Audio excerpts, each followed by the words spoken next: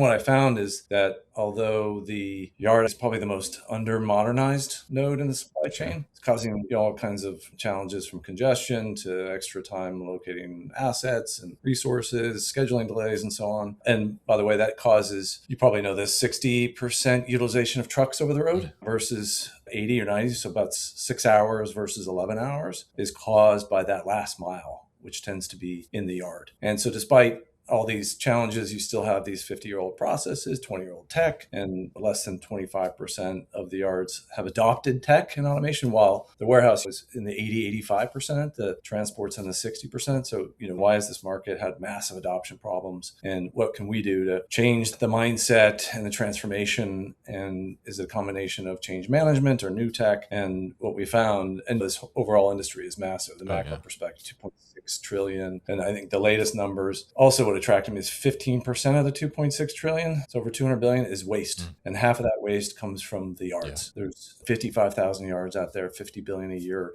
goods moving through, or a day, not a year, running through the yards. And again, underinvested and old tech, old processes. And so we thought, how can we digitize? How can we optimize that?